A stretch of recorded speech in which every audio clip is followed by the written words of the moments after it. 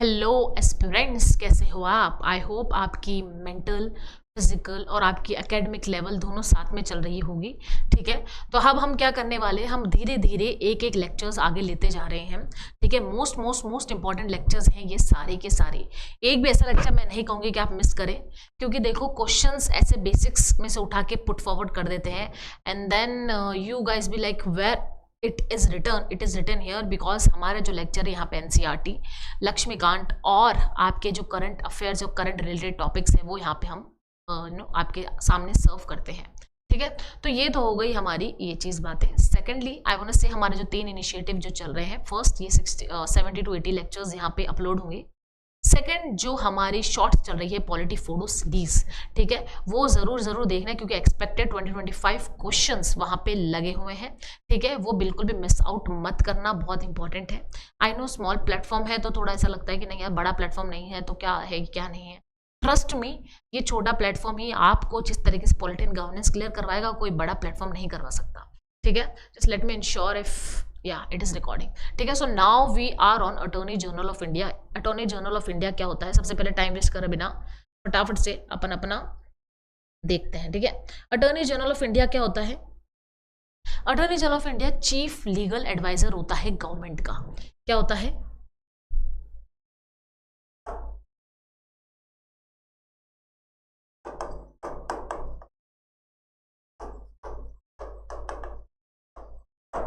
ठीक है, chief legal advisor होता है गवर्नमेंट ऑफ इंडिया का। ठीक है, ऑब्वियस सी बात है, government of India can be sue and can be sued. ठीक है, तो इसके लिए उनको चीफ लीगल एडवाइजर चाहिए होता है। कोई भी लीगैलिटी होती है उनको प्रोटेक्ट करने के लिए, केस अगर हो गए हैं तो उनसे प्रोटेक्ट करने के लिए केस करना है उसके लिए। ठीक है, तो उसके लिए उनका अटॉर्नी जनरल ऑफ इंडिया एक तरीके से वॉरियर है और highest law officer of India है।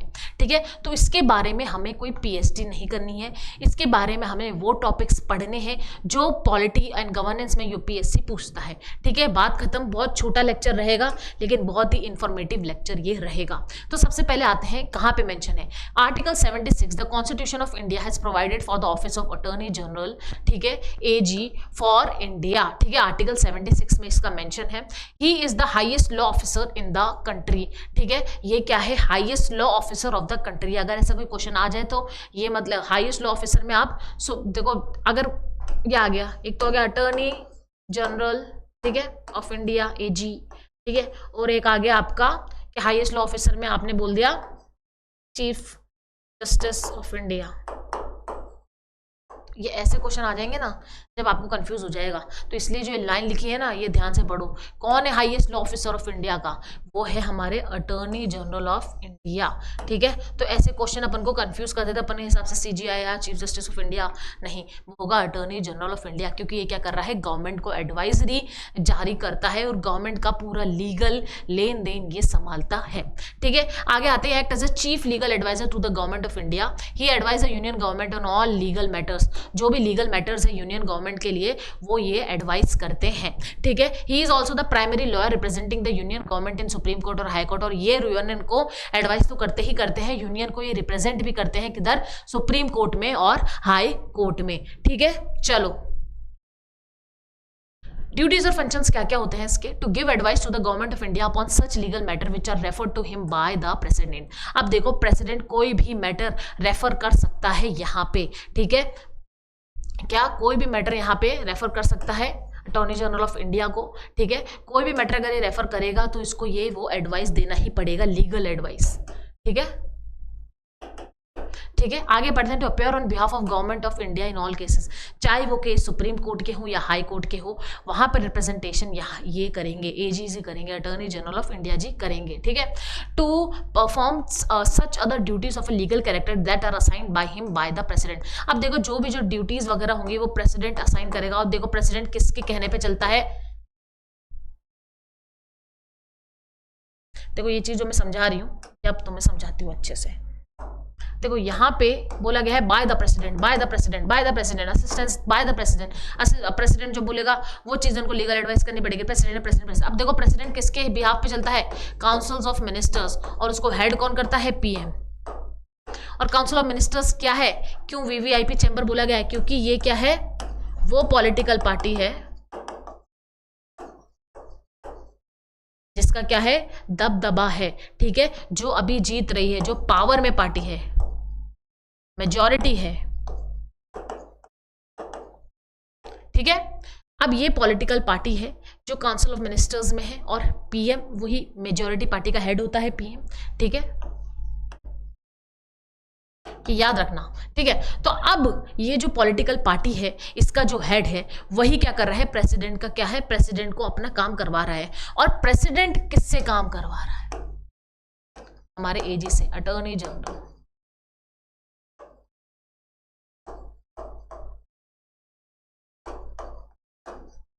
समझना इस चीज को अच्छे से, ठीक है।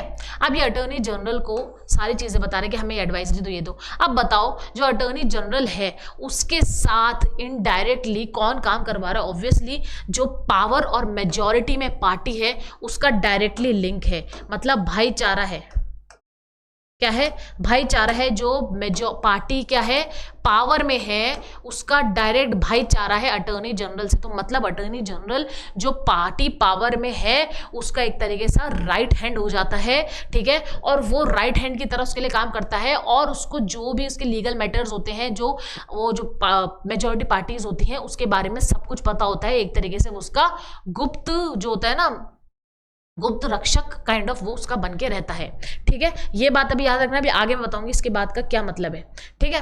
तो to perform such duties as legal as are assign to him by the president, to discharge the functions conferred to him by the constitution और एनी अदर लॉ, ठीक है। कॉन्स्टिट्यूशन उसके लिए क्या डिफाइन करता है या एनी अदर लॉ उसको क्या डिफाइन करता है, वो ड्यूटीज वो क्या करेगा, डिस्चार्ज करेगा। लेकिन ज्यादातर वो किसके कैरेक्टर्स पे चल रहा है, प्रेसिडेंट के, प्रेसिडेंट जो उसको असाइन करेगा वो चीज वो करेगा, ठीक है। चलो भाई आगे बढ़ते हैं, ये चार्ट याद रखना, अभी बताऊंगी इसकी इंपॉर्टेंस, ठीक है। अब राइट्स तो ऑडियंस इन ऑल कोर्ट्स, चाहे कोई भी कोर्ट हो वहां पे ये ऑडियंस ले सकता है, चाहे वो सुप्रीम कोर्ट हो, हाई कोर्ट हो या डिस्ट्रिक्ट हो, ठीक है, या अदर हो, ठीक है। आगे देखो, right to speak and take part in the proceeding of both the houses, but उसको वोट का राइट नहीं होता है, क्योंकि वो वोट कौन करेगा, जो हाउस का पार्ट होगा, ठीक है, मेंबर होगा, पर वो मेंबर नहीं है, बट वो यहाँ पे राइट टू स्पीक और टेक पार्ट ले सकता है, क्योंकि भाई क्या है, वो शुभ चिंतक है, किसका, मेजॉरिटी पार्टी का, और एक तरीके से सारे लीगल मैटर्स एक्सपर्ट है। मेजॉरिटी पार्टी इसको आगे रख देगी, ठीक है। Enjoy privilege and immunities available to a member of parliament, and that's why he और शी क्या करता है, जो प्रिविलेजेस होते हैं पार्लियामेंट को मिलते हैं, पार्लियामेंट के मेंबर्स को मिलते हैं, वो प्रिविलेजेस ये भी इंजॉय करता है, ठीक है। अब आपको यहाँ तक की कहानी समझ में आई, ठीक है, अटॉर्नी जनरल की। चलो भाई आगे की कहानी और बताते हैं, लेकिन इसकी कुछ लिमिटेशंस होती हैं, वो देखते हैं। He should not defend accuse person in criminal prosecution without the permission of the government of India. अब देखो एक तरीके से ये क्या है, गवर्नमेंट ऑफ इंडिया का गुप्त वो है, शुभ चिंतक है, ठीक है, उनका एकदम private person kind of person ये करता है, काम करता है, ठीक है। तो अब ये कोई भी प्राइवेट जो केसेस होते हैं वो अगर ये करने जाएगा तो उससे हो सकता है कि गवर्नमेंट के फंक्शनिंग में हैम्पर हो, इसलिए वो ऐसे कोई केसेस नहीं ले सकता विदाउट द अप्रूवल या permit of the government of India, ठीक है। He should not accept an appointment as a director in any company without permission of government of India। अब देखो ये कोई किसी कंपनी में डायरेक्टर का रोल भी एक्सेप्ट नहीं कर सकता, क्योंकि क्या है, आप किसी के साथ बोलते हैं ना, लॉयर्स से कुछ छुपता नहीं है, ठीक है, लॉयर्स को सब बताना चाहिए, तो इनसे भी कोई चीज छुपती नहीं है गवर्नमेंट की, राइट। तो इनको सब कुछ पता होता है गवर्नमेंट के बारे में, राइट। तो अब क्या होगा, इसलिए ये अपॉइंटमेंट्स वगैरह एज अ डायरेक्टर कहीं पे नहीं ले सकते, क्योंकि इससे भी हैम्पर हो रहा है गवर्नमेंट ऑफ इंडिया का कहीं ना कहीं सीक्रेट या उसकी फंक्शनिंग, ठीक है, इसलिए वो उसके लिए भी यहाँ पे परमिट लगेगी। आगे देखते हैं, he should not advise any ministry or department of the government of India or any public sector undertaking unless the proposal or reference regard is received through the ministry of law and justice, department of legal affairs. अब चाहे वो government की ही ministry क्यों ना हो, अब department क्यों ना हो, ठीक है, या कोई पब्लिक सेक्टर अंडरटेकिंग PSU क्यों ना हो, चाहे ये किसी की भी चीज के लिए अगर वो एडवाइस कर रहा है तो उसके लिए भी उसका रेफरेंस किसको देना चाहिए, मिनिस्ट्री ऑफ लॉ जस्टिस अगर रेफरेंस दे रहा है या डिपार्टमेंट ऑफ लीगल अफेयर्स इसका रेफरेंस दे रहे हैं, तो ही ये अपनी एडवाइस वहां पे टेंडर कर सकता है। ये पॉइंट बहुत इंपॉर्टेंट है, क्योंकि इसकी जगह मान लो कि क्वेश्चन में दे दिया bye the president,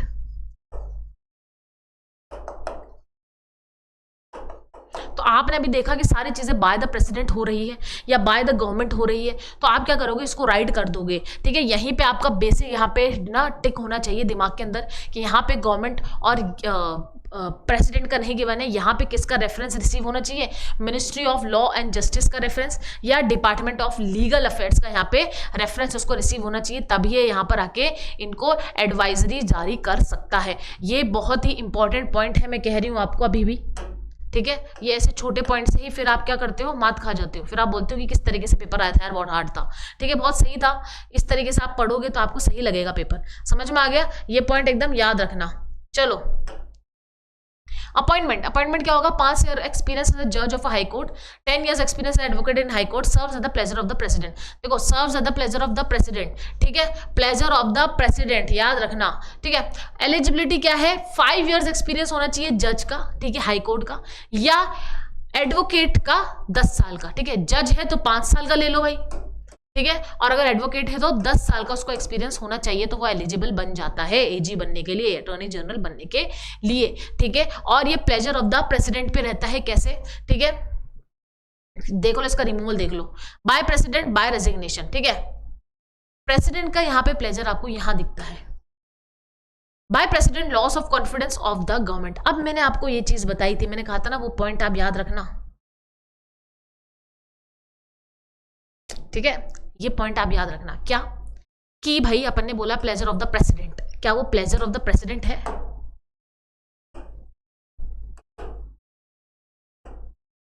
What does pleasure of president means here? Pleasure of president means pleasures of councils of ministers headed by PM. मतलब pleasure of the ruling party government. Getting it? मतलब ये ruling party का क्या है, एक उसका बंधु हो गया, एक भाई हो गया है कैग, ठीक है, क्या एग, क्या अटॉर्नी जनरल, ठीक है, कैग नहीं एग, एजी, ठीक है। तो भाई एजी क्या हो गया, उसका बंधु बन चुका है, इसका हमारे गवर्नमेंट का, ठीक है, रूलिंग पार्टी का। अब वो रूलिंग पार्टी के सच जानता है, जैसे लॉयर्स आपके जानते हैं, वैसे ही रूलिंग पार्टी के बारे में सब कुछ जानता है, ठीक है, कि भाई क्या केस हुआ, क्या लीगल हुआ, क्या घपला हुआ, ठीक है, और उसको फिर वो उसी चीज़ों में एडवाइस करता है, राइट। तो अब जैसे ही कॉन्फिडेंस लूज होता है किसका, गवर्नमेंट का, रूलिंग पार्टी का, तो भाई कैग को भी क्या करना, क्या एग तो भाई कैग बोल रही, अटॉर्नी जनरल को भी क्या करना पड़ेगा, रिजाइन करना पड़ेगा। समझ में आ गया, क्योंकि ये बंधु है उसका पर्सनल, ठीक है। अब ये किसी और गवर्नमेंट के साथ काम नहीं कर सकता, समझ में आ गया आपको, इसलिए इसको रिजाइन करना पड़ेगा जैसे ही गवर्नमेंट टूटती है या गवर्नमेंट चेंज होती है, या प्रेसिडेंट कोई भी रीजन अनटिशेंट कोई भी रीजन दे दे कि भाई हाँ भाई अटॉर्नी जनरल को हटा दो। तो इस तरीके से ये जो अटॉर्नी जनरल है ये हाँ भाई एक पावरफुल पोजिशन तो आप कह सकते हो, लेकिन एक तरीके से अगर इसको आपको पढ़ना है तो ये सोच के पढ़ना कि अटॉर्नी जनरल क्या है, लीगल सीक्रेट बंदा है गवर्नमेंट ऑफ इंडिया का, जो उस टाइम पे पार्टी में क्या है, पावर में है, ठीक है, जो क्या है रूलिंग पार्टी है उसका बंधु है। तो अगर रूलिंग पार्टी को कुछ भी गलत होगा तो वो हटेगा ही हटेगा, ठीक है। तो ये इस तरीके से क्या होता है, इसका रिमूवल होता है और रेजिग्नेशन भी कर सकता है। वो क्या करेगा, रेजिग्नेशन लेटर पकड़ा देगा प्रेसिडेंट को, वो खुद भी रिजाइन कर सकता है, रिजाइन तो कोई भी कर सकता है, ठीक है। लेकिन इसका रिमूवल क्या होगा, प्रेसिडेंट के डिस्क्रिप्शन पे होगा। प्रेसिडेंट का डिस्क्रिप्शन मतलब किसका description, council of ministers with PM, ठीक है, मतलब रूलिंग पार्टी का डिस्क्रिप्शन, ठीक है। क्यों करेगा, क्योंकि भाई उसका क्या है, बंधु है भाई, उसके सारे राज वगैरह सब वो जानता है, इसलिए वो अब दूसरी पार्टी के साथ वर्क करेगा। तो जो रूलिंग पार्टी थी उसके लिए खतरा है कि भाई हमारे राज है, हमारी चीजें खुल सकती है, ठीक है, पोल खुल सकती है, इसलिए यहाँ पे कुछ चेंज होगी गवर्नमेंट में, लॉस होगा गवर्नमेंट का, तो उसको हटा दिया जाएगा, ठीक है। समझ गए, इस तरीके से हमें पॉलिटी समझनी है। चलो, अटॉर्नी जनरल ऑफ इंडिया एक क्वेश्चन कर लेते हैं और इसको खत्म करते हैं फटाफट से। Attorney general of India take part in the proceeding of the Lok Sabha, be a member of the Lok Sabha committee, speak in the Lok Sabha,